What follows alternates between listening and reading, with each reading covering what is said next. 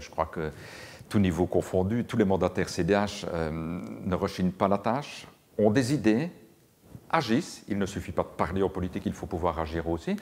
Et donc cette équipe dont j'ai la chance et je dirais même la fierté d'être chef de file est là. Un tonus pas possible, un enthousiasme pas possible.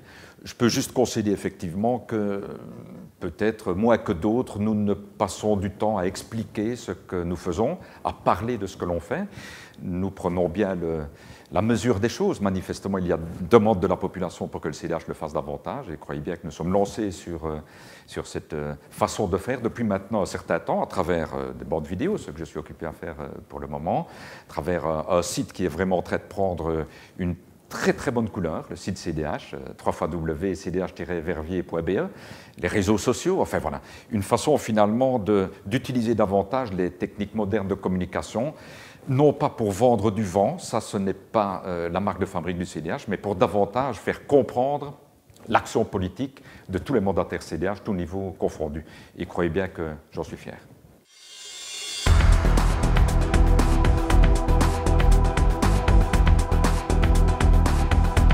Eh bien, le CDH a décidé de s'attaquer, et on s'attaque, aux grands enjeux sociaux, culturels, économiques, au sens très large. Très clairement, pour le CDH, Verviers doit retrouver finalement une position de force au sein de l'arrondissement, comme chef-lieu d'arrondissement.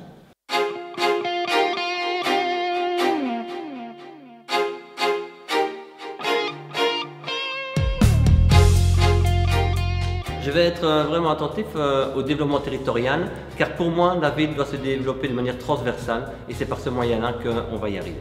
Des actions qui pouvaient se retrouver déjà dans l'agenda 21 que j'avais initié il y a quelques années, des actions qui vont aussi bien vers des potagers pédagogiques et didactiques, mais alors aussi vers le grand public, l'aménagement des voiries, l'aménagement de la circulation et aussi le développement de certains commerces de proximité, commerces convivial où les gens pourraient se retrouver, sympathiser et discuter.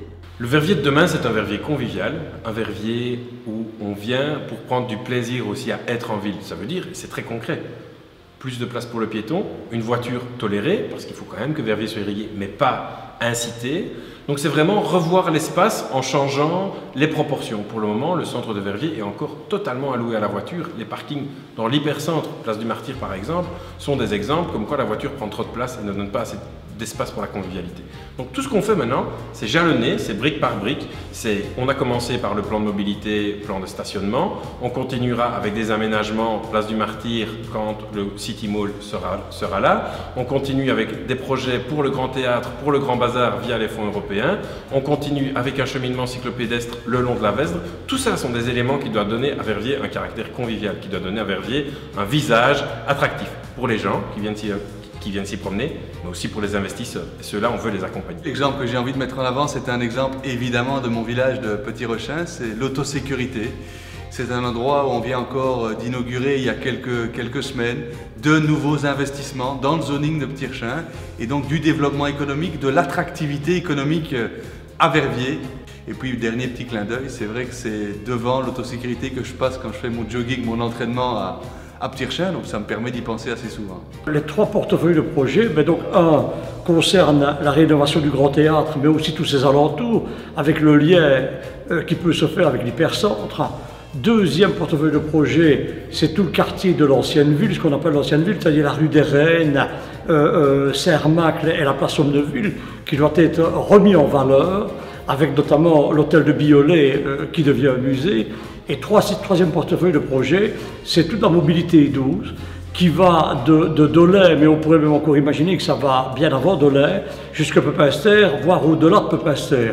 On a déjà eu des réunions avec les bourgmestres de Dolay, de Limbourg et de Dizon, qui s'inscrivent aussi dans le même projet. On voit le développement de ce qu'on appelle la supracommunalité, qui finalement nous amène à gérer les grands défis pour demain, au-delà des limites de l'échelle d'une commune. que ce soit en matière de prise en charge du vieillissement de la population, c'est un enjeu majeur, que ce soit en termes de grands projets de développement socio-économique ou d'aménagement du territoire.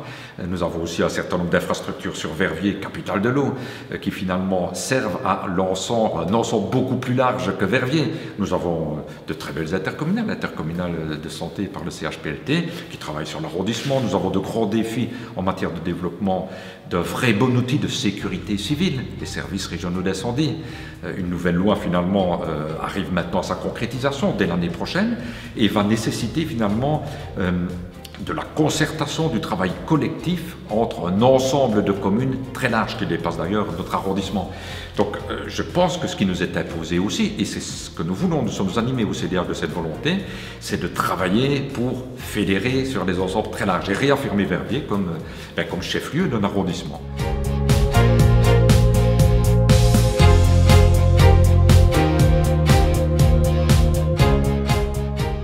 L'équipe CDH est une vraie bonne équipe avec des personnalités, de belles personnes très différentes qui sont animées de la volonté de construire Verviers ensemble. C'est d'abord de ça qu'on a besoin.